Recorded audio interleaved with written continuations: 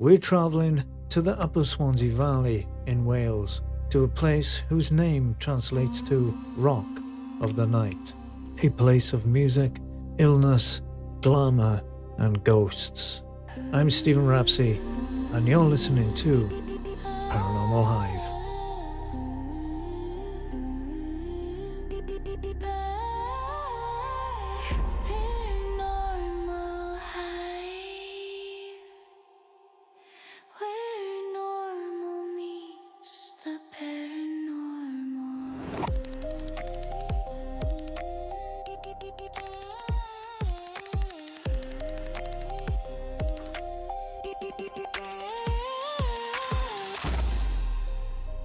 Picture this, the River Towie cutting through the steep valley, mist rolling down from the Black Mountain, a terrace of limestone overlooking it all.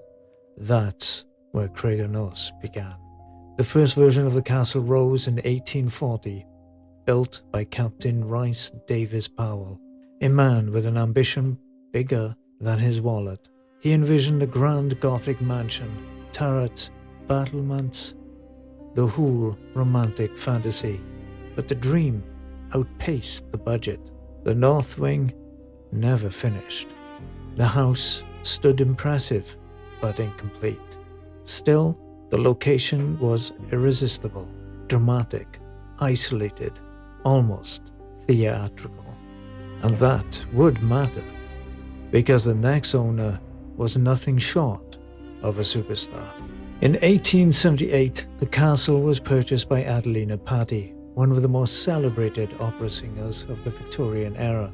If you imagine modern-day celebrity, think stadium tours, global fame, royal audiences. That was Patti.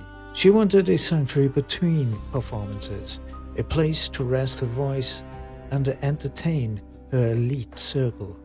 Craig-y-Nos became her refuge. And she didn't just live there, she transformed it.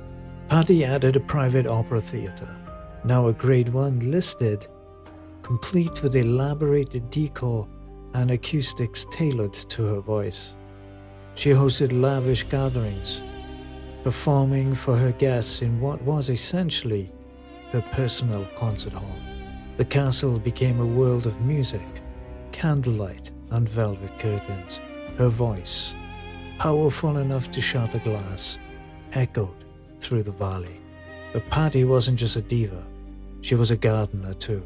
She brought in designers like William Barron, who shaped the grounds into sweeping terraces, exotic plantings, and ornamental paths. Craig-y-Nos wasn't just a home, it was a stage. Bare feet on the marble stair, dust blooms where my hem once trailed, portrait eyes still follow me, cracks in gold the years unveiled. Rain seeps through the painted sky, moonlight stains the broken glass. I count both steps in the dark, waiting for a lifelong past. Craig-y-Nos, can you hear me naming the stone, warm thin by the storm? Sing me back to the breath I wasted. Hold my echo, cradle what I was before. Craig-y-Nos, I remain here, tied to your halls, your hunger, your cold. If I must fade, then let me do it in this old castle I called my home. Music room, the velvet rods, keys stay pressed where my hands once fell. Curtains sway with what I was, every note a private spell light. Trace rings on the darkened wood, teak on black in phantom cups. Hear my laughter under dust, choke but still it rises up. But time changes everything. After Patti's death in 1919, the castle's glamorous era faded. By the 1920s, it had been converted into a tuberculosis sanatorium, a place of strict routines, isolation, and hope mixed with fear. Imagine the contrast. Where Patti once sang, patients now lay in silence, windows thrown open to the cold Welsh air, part of the TB treatment philosophy of the time. The theatre became a ward, the music stopped.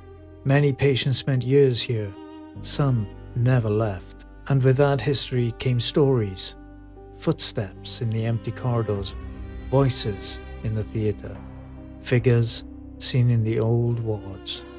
Whether you believe in ghosts or not, the emotional weight of those decades linger. Eventually, the sanatorium closed, and Craig-y-Nos entered a long period of uncertainty, but the castle refused to die.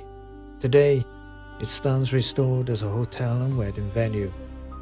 Its theatre preserved, its grounds protected as part of a country park, managed by the Brecon Beacons National Park Authority. Visitors can walk the gardens Patti once tended, explore the theatre she built, and, if they're brave, join a ghost tour through the dark corners of the castle.